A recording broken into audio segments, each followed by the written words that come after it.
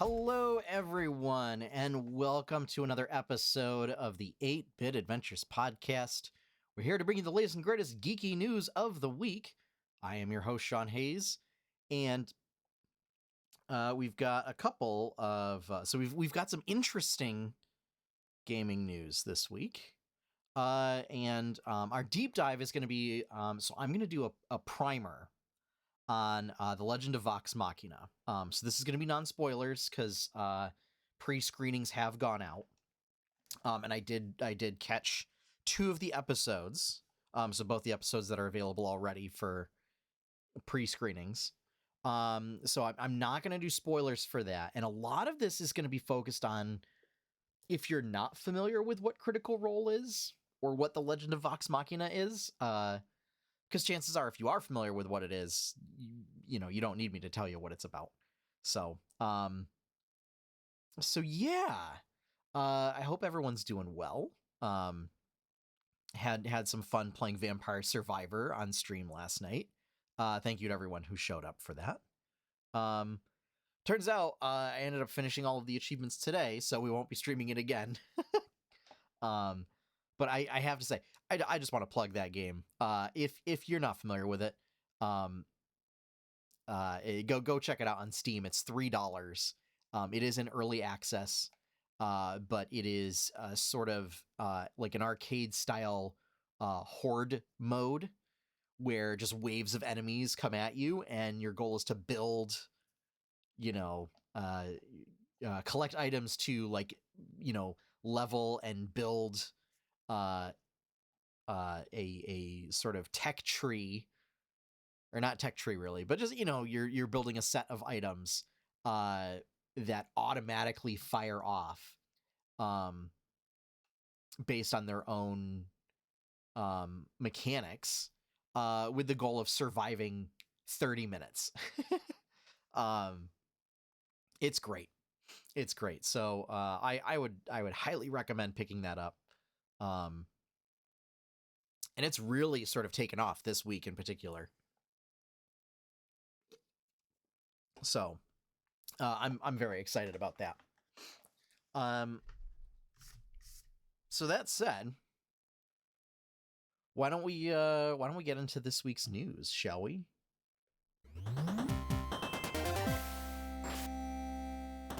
All right, so first up, Pokemon Legends Arceus. The game releases January 28th, so Friday of this week. It will feature new Hisuian forms for Decidueye, Typhlosion, and Samurott. So the 3 starters that you get are Rowlet, Cyndaquil, and Oshawott. And then their intermediate evolutions are going to be the same, but then their final evolutions are going to have their own specific regional forms. So that'll be interesting. Give people a reason to sort of pick up this game if you're a Pokemon completionist. And I have to say, a lot of the stuff that's come out recently has sort of turned the conversation a little bit. A lot of folks were really down on the game when they first started showing footage. And I think the conversation's kind of turned around with that. So, yeah, ultimately, I'll be picking it up, and we'll see. I'm torn. I think I have to go with Rowlet again, just because he's just a squishy little ball. So, all right. So January 28th, that will be available only on Nintendo Switch. All right, so next news is Apex Legend developer Respawn, a subsidiary of EA, is working on a Jedi Fallen Order sequel, as well as 2 other Star Wars games, EA announced. This is to do this before EA's exclusivity deal expires in 2023, after which point Star Wars, or Lucasfilm, and Lucasfilm Games will likely be shopping out the license to other companies. Just because that Battlefront 2, Star Wars Battlefront 2 fiasco really hurt EA's standing with the company. and how they want to do so. So who knows? Maybe Lucasfilm. I hear there's a developer from back in the day that would love to do Rogue Squadron again. But yeah, so we're gonna get Jedi Fallen Order 2 and then 2 other Star Wars games from Respawn specifically. But obviously, they're not gonna have those games finished before 2023. So we'll see. But Jedi Fallen Order, as I understand it, was very good. So here's hoping that Respawn in particular can continue to deliver. Raven Studios. So this is one of the studios under Activision, one of the Call of Duty studios. So they were part of the whole controversy where a number of QA testers, after a sort of sizable layoff of the QA department, the remaining members went on strike and then unionized. So they have finally come off of being on strike and have set up a union. And coincidentally, now whether this is a mere coincidence or not, or if it's nefariously timed, upon returning to work, Raven actually broke up the QA team and placed them with different departments, in separate departments across the company. So, for example, if somebody, like, it's now not the QA department and there's all people with different specialties within the QA department, now QA testers are going to be broken up and put into whatever department their specialty was. So there may be, programming QA, there may be level design QA, art QA, but they're now with these separate departments instead of all together as a QA group. This has been noted as a union busting tactic. So Raven has claimed that this was already in the works, prior to the layoffs and the unionization. So we'll see how that comes up. Whether it pushes more people to join the union at the company, or whether it ends up fizzling out the unionizing efforts, remains to be seen. But yeah, the timing was not a good look. Let's put it that way.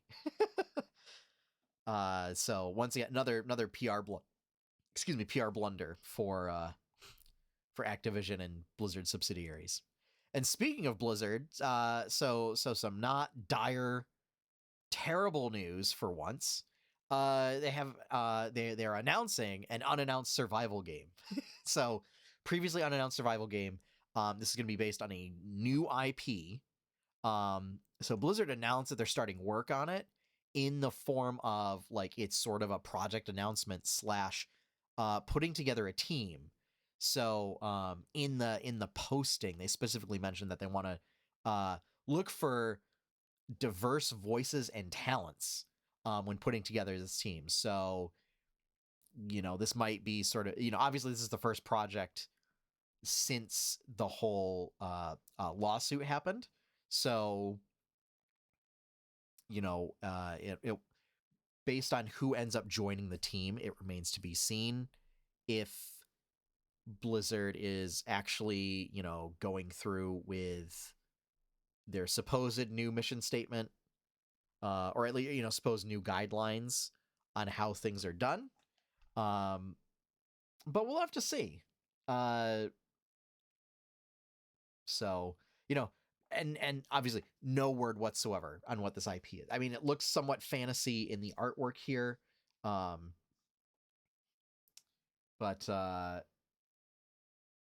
yeah, no, it's very, very high fantasy stuff. So that'll be interesting. New IP is always interesting, so we'll see if it can catch on and hold. And also, like, if it's going to be multiplayer, if it's going to be single player. uh, single player with multiplayer elements. So yeah, personally, I would love to see a move away from massively multiplayer, perhaps, and do maybe like a Minecraft style thing where like you can invite people, like you can set up a world and invite people to it or whatever, or even do local multiplayer. Um, I don't know. I'm tired of dealing with strangers. So, but yeah, here's hoping that they can actually put together a decent team, uh, and that maybe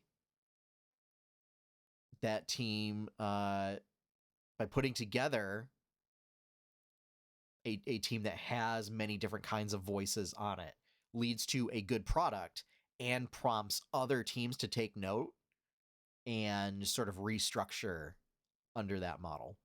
It'd be interesting, with the timing of last week's announcement with Microsoft, if how this will factor into that. But so yeah, could be very exciting. Who knows? All right, last up. So this is a sort of odd duck in the announcements, but Elgato, who makes all sorts of stream accessories and peripherals, they've announced a Stream Deck pedal. So what this is, it's like a 3-button pedal that you can then tie into your computer and use it in combination with like a Stream Deck, that allows you to do hands-free sort of button toggles and macros and things.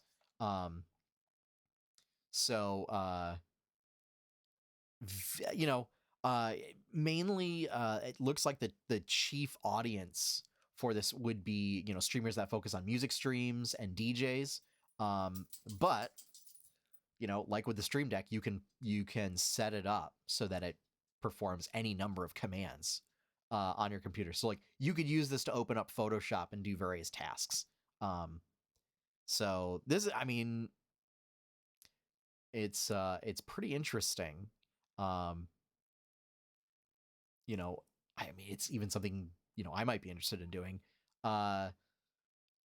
Just to set up like a mic on off switch, especially if I'm not feeling well.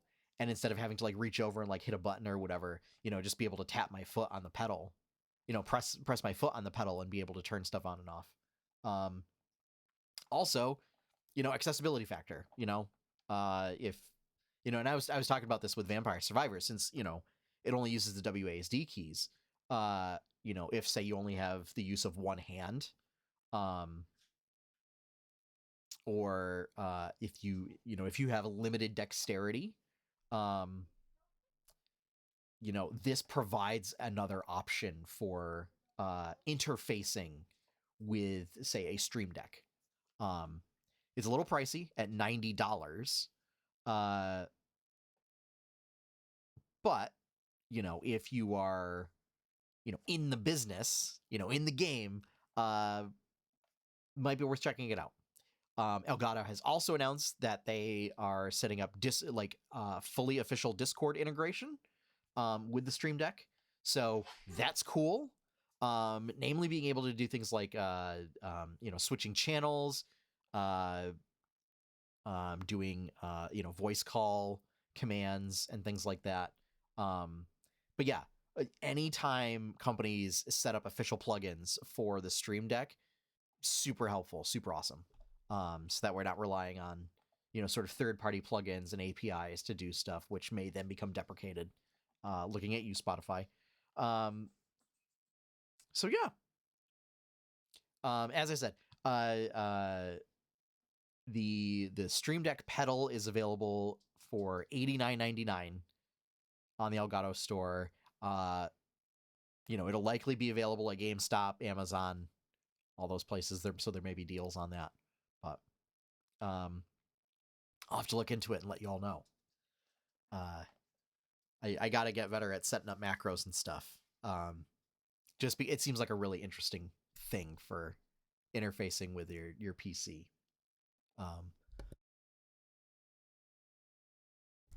So, that is going to wrap up the quickfire news for this week. So, let's get ready for the deep dive as we talk about the Legend of Vox Machina.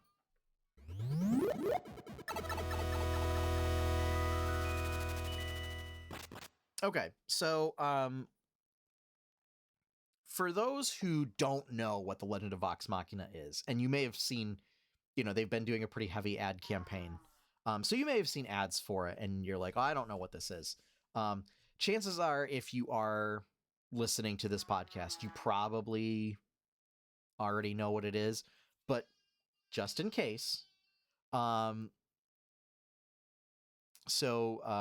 Legend of Vox Machina is an animated television series from sort of a joint effort from a Kickstarter campaign backed by the fans of Critical Role, which is a Twitch-based Dungeons and Dragons live play web series.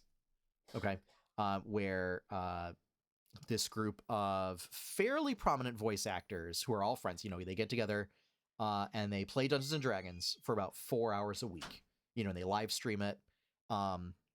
Very epic campaigns that go 150 plus episodes per campaign. Often through multiple story arcs. Each campaign takes probably 3 to 4-ish years, probably about 3 years. No, maybe 4, because they do take breaks, like for the holidays and stuff. So around 4 years. The Legend of Vox Machina follows some of the events of Campaign 1, which started, probably around 2014-2015-ish. And it started out as a home game that, after about a year or so, it was Felicia Day of Geek and Sundry at the time approached them and said, hey, I think this would be really great as a web series. Why don't you guys do it? So they all talked about it and they agreed to do it. And since then, they moved to Twitch. They, ballooned in popularity, and are in no small part of why Dungeons and Dragons is now as popular as it is. There are some folks who have their own opinions on that. But from a business perspective, it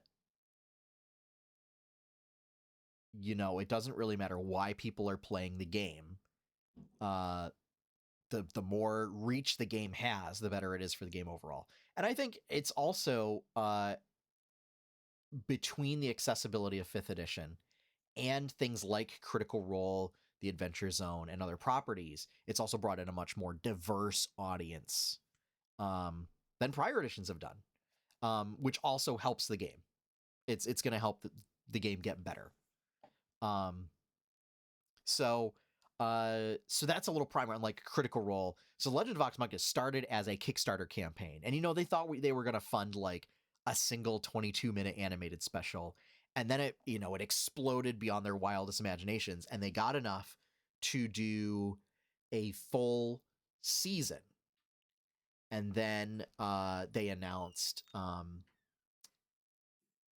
that after the success of the Kickstarter, companies were then approaching them after having, sort of poo-pooed them and shooed them away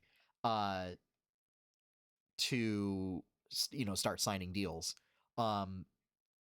And I guess Amazon signed a deal that was to their liking. So Amazon set up the funding for a second season. So 2 seasons have already been confirmed, and it will be available on Amazon Prime Video. But there are also options for the Kickstarter backers who, for whatever reason, either don't have Amazon Prime or what. They're still working out the logistics of that. So in doing this Kickstarter project, Critical Role partnered with Titmouse, who, if you are a fan of any of these shows that appear on Adult Swim, you might be familiar with their work. They are an animation studio. I believe they're based in Georgia. And they worked on a lot of sort of big name projects. And they've put together an all-star voice cast that includes, because they're all voice actors, they're in the industry, and they do a lot of work in the industry, so they've gotten some pretty big names. So the main cast, which are the players of the game, consist of Laura Bailey, Taliesin Jaffe, Ashley Johnson, Liam O'Brien, Marisha Ray, Sam Riegel, Travis Willingham, and Matthew Mercer. Lot of work in video games and anime. But they also, through their connections, through personal relationships, have also recruited Stephanie Beatrice as Lady Kima, Kari Payton as Sovereign Uriel Tal'Dorei, Indira Varma as Lady Allura Vysoren, Greg Griffin as Delilah Briarwood, Tony Hale as Sir Fince, Max Middleman as Desmond, Stacey Raymond as Bryn, Sunil Malhotra as Gilmore, and one David Tennant as General Krieg. So likely a connection from DuckTales, as Sam Riegel was the sort of voice director for the show. And Felicia Day and Darren DePaul and Cree Summer sort of having like bit parts, as well as Mason Alexander Park. So very exciting, star-studded cast list there. And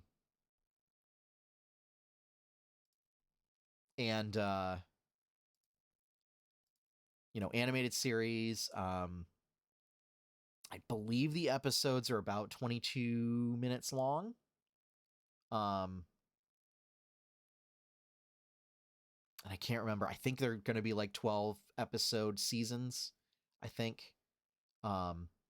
So they're going to premiere 3 episodes at a time on Amazon Prime. And it's largely going to be a high fantasy animated series that takes place in the world of Tal'Dorei, which is Matthew Mercer's own setting. And it kind of tries to not throw a lot of information at you at once, which, it's difficult because, the cast and a lot of the fans of the show, have essentially sat through, you figure 600 hours, or no, 115. Sorry. Campaign 1 was 115 episodes at, we'll say, an average of 4 hours an episode. So 460 hours worth of content, with these characters. And so, I think they did a decent job, having seen the first 2 episodes, of trying to introduce them as new characters and give you a little bit of their personality without just sort of like assuming that what the series is about. and to a certain extent, a lot of the characters, they have their complexities, but they also sort of, in a very like stylized, like comic / cartoon way, could be reduced down to like a character trait to summarize their character. But one word of caution, as if you are not familiar with this series and you see, oh, animated series, okay, this is not for children. This is a very hard TVMA. Okay. This is also like, this would not,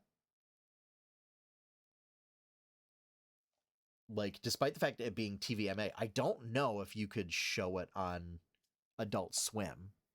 Like, it would be like on HBO. So think about it that way. Like, if sort of,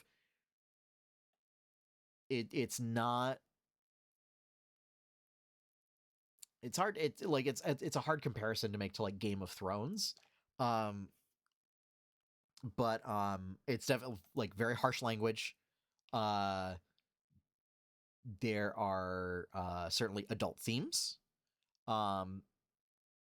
There is being high fantasy and based on a D&D product, there is violence. And they do some amount of gore, okay? So it's certainly not something to the level of like Super Jail. But it is there. Okay. But yeah, word of caution, like, this is not for children. Okay. Like, if this were a film, this would be like this would be a hard R. Okay.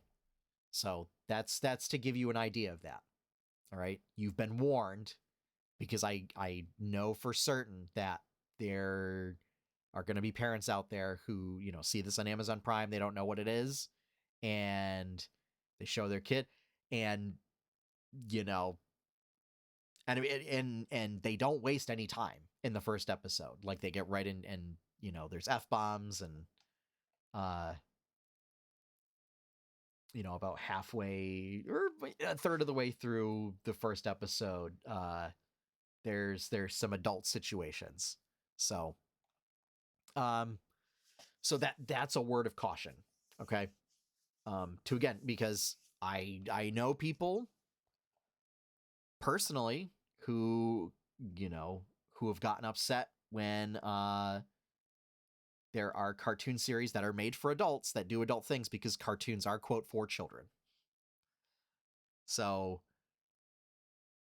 I just want to reiterate that this is an adult cartoon made by a studio that specializes in doing adult cartoons. Things like Aqua Teen Hunger Force. Okay. I can't remember what else Titmouse has worked on. I'm sure they, like, I know they've worked on a bunch of stuff, but like, that's what I remember them working on.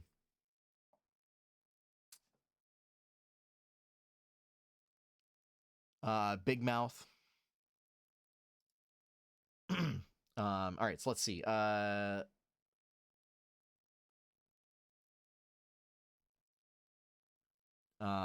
Venture Brothers.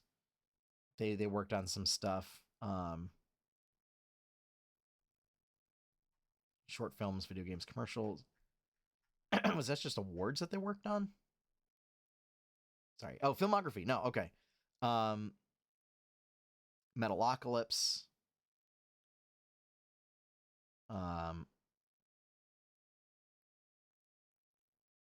Let's see. Black Dynamite, Super Jail, Venture Brothers.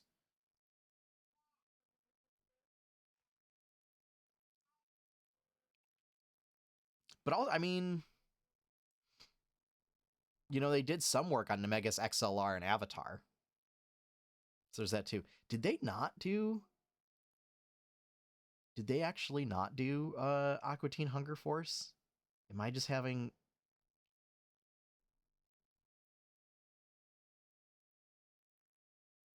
They did Star Trek The Lower Decks, right? Why? I don't understand. Hang on. Now I'm having...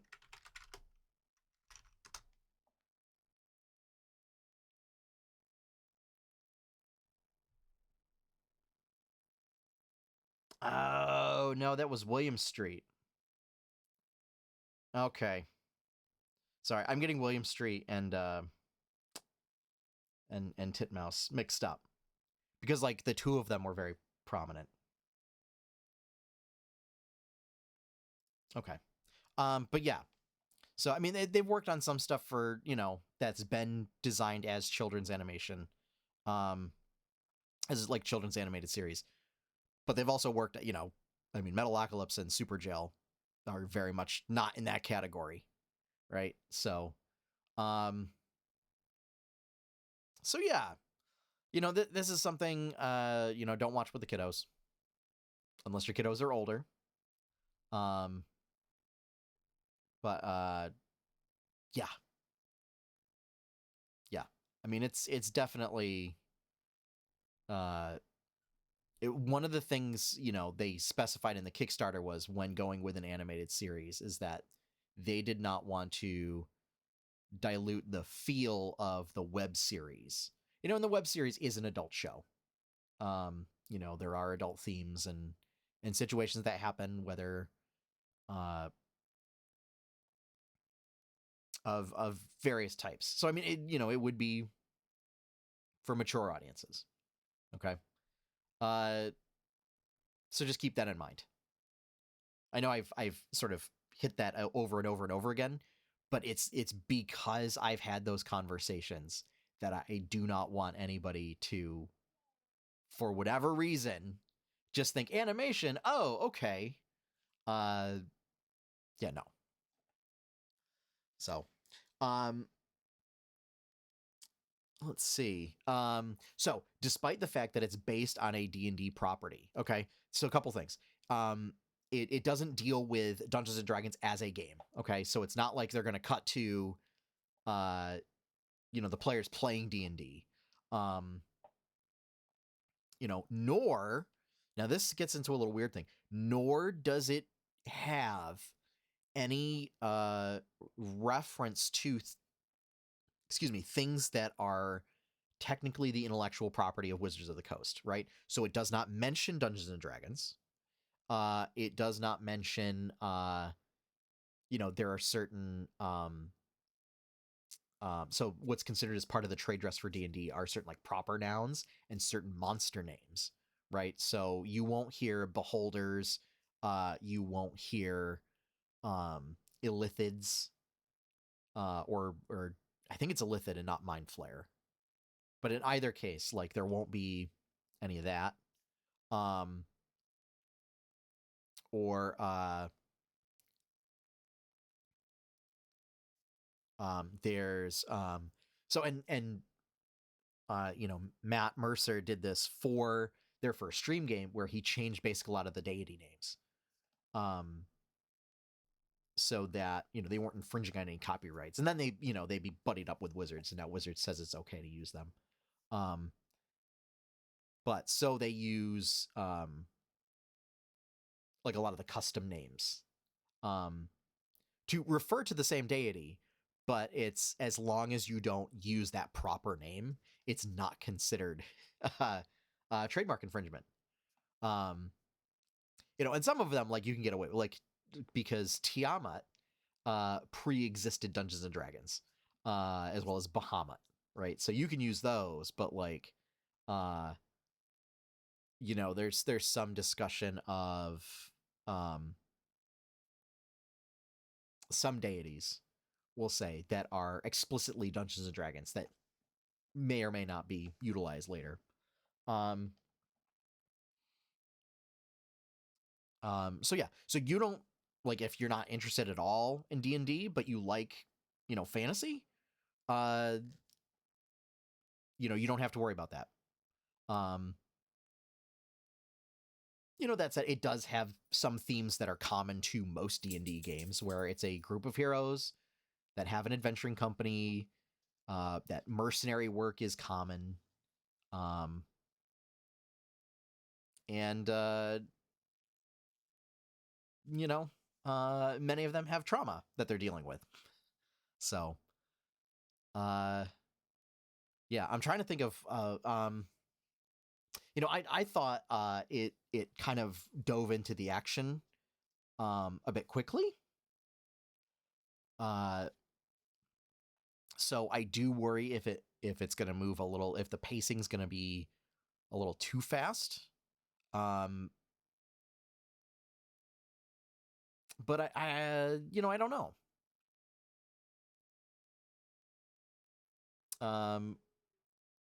We'll have to see, as more episodes come out.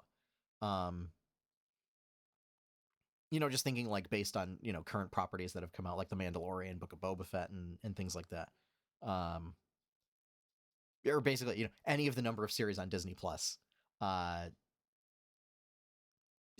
who knows?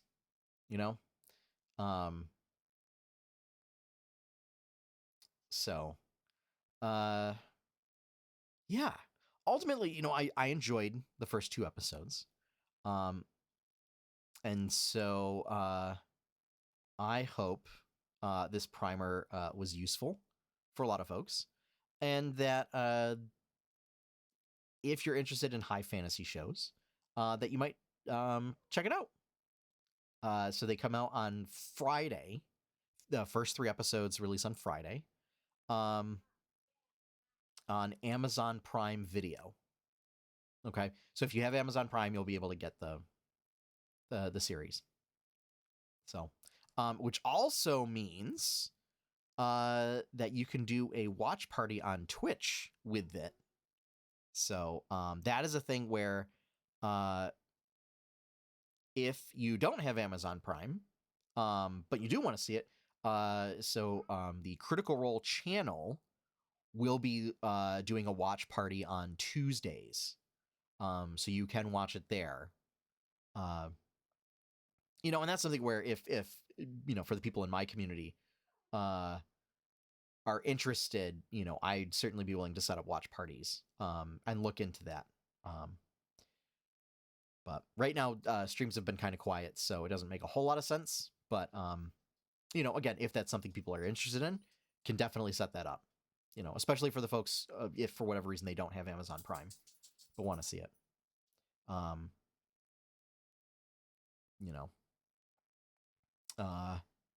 So yeah. Hopefully this was educational. And hopefully gave you a little bit more information on what this is. I mean, this is literally like a weird phenomena in that this went from a home game among just a bunch of voice actors, who are all into nerdy stuff, to one of the top earning Twitch accounts that became, turned into like a small business. And I say small business, but like, in the sense that like, it's not just, the 7 or 8 of them, the 8 of them, that like, they have like 50 employees, that all do production effects and everything. They built a whole new studio for their stuff. They are one of the top earners on Twitch, in terms of revenue from subs and ad revenue. And then not to mention, merch deal, like it was enough that they started their own sort of game publishing branch of their company. And then they set up like a nonprofit foundation as well. So, I mean, this is sort of, there was a whole lot of pushback when they got really big, but like this is to a certain extent like most creators' dreams of you did a thing and then it got super popular and you were able to like turn that thing into a legitimate business and provide jobs for other people, to help more fully realize your project, and what you're working on. Um, so yeah, it's a very, very weird thing. And to a certain extent, something a bit special to see in our lifetime. Uh, so who knows? Who knows where else it'll take us? Hopefully, the series turns out well. One of the things is so the cast and technically the owners of these characters, I believe they retain, because it's their series, like they wanted full creative control. And to make a decision. So they're all executive producers. I believe they retain. Is it like they retain the IP, and it's like Amazon has like distribution rights or something. So they were able to control ownership of their IP, which is something that other service platforms like weren't necessarily willing to offer. And so I think ultimately that's why they ended up going like the Kickstarter route. And to a certain extent, like I guess one of the characters in the show, like one of the other characters, one of the minor characters was like created by the Kickstarter backers and like by the fans. So that was really interesting. I didn't know that. So that was neat to see. So yeah, hopefully you can check it out. And if there's demand for a watch party, I'm certainly willing to host a watch party one of these days. Just hit me up on social media. You can send me an email, Sean at 8-bitadventures.com. And yeah, if there's enough interest, we'll make it happen. So, which, because it's on Amazon Prime, we can do that. And not get our accounts banned like Disguised Toast and other folks. So yeah. All right. I think we've talked enough about that. So let's move on to quest log.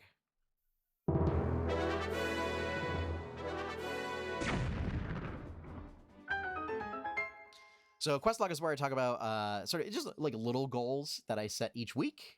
Sort of like a quest journal if you're playing some sort of RPG game. So last week I said I was going to color a chapter 1 comic and play a little bit of Arcanium, Netflix's sort of card battler adventure RPG game. So I did. I played through kind of like the first level, or first world, rather. Played a little bit of it. Definitely interesting.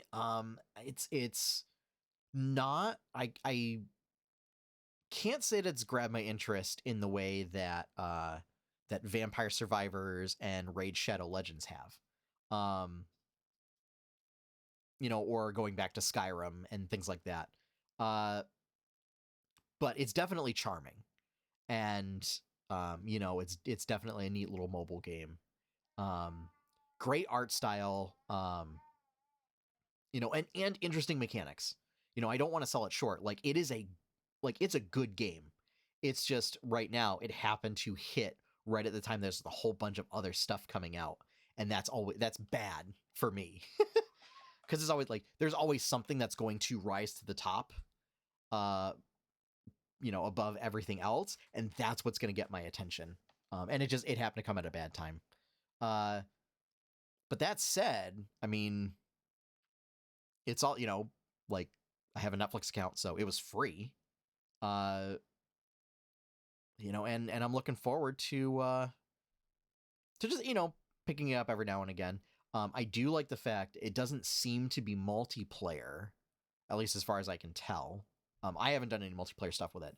So I do like that aspect where it's not a competitive thing and that it's like a story that I can go through and play through.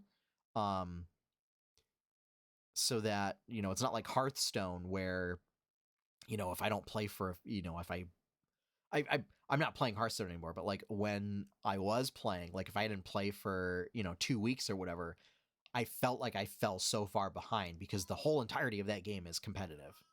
Um, so uh, so my goal is to play a little bit more of that. Gonna play some Banjo-Kazooie. Got that in the graphic right there, since that's out for the Nintendo Switch Online expansion pack. I wanna go through and play that. I still have my original copies of Banjo-Kazooie and Banjo-Tooie, as well as my N64. So, I had considered like doing some retro gaming on the stream, but then like having to invest in a bunch of conversion cables and things like that just to get the N64 set up, and then was it actually going to look good? Having to negotiate an N64 controller.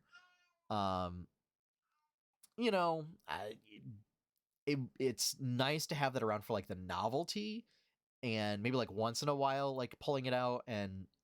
But the issue is, blowing that stuff up to the screens that we have now. I don't know if it would look good.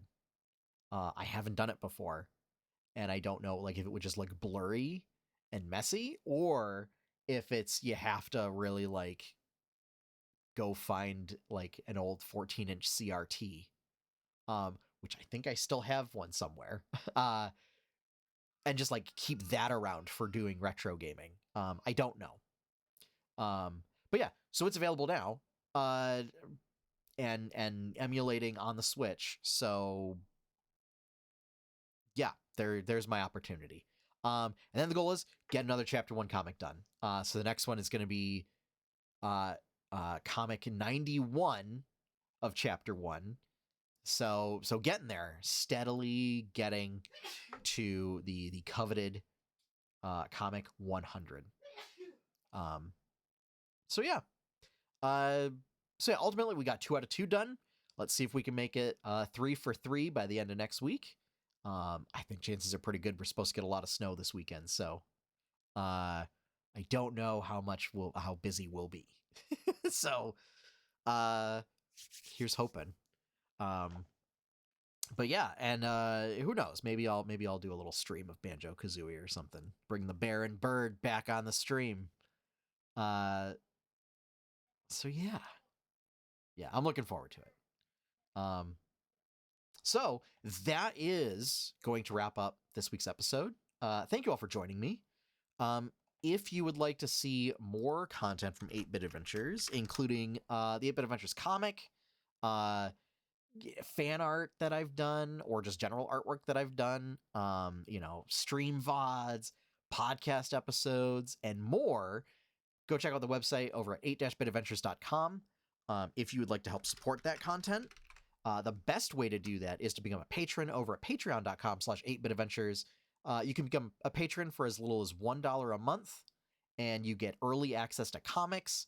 There are some patron exclusive comics there. I do post episodes of the pod. I do post the VODs of the podcast there. As well as when we get back to doing other podcasts, they'll get posted there as well. There's some behind the scenes sort of playtest D&D content that's up there. So yeah. So as little as $1 a month, which is again 20% of the cost of a Twitch subscription, and you get all that for it.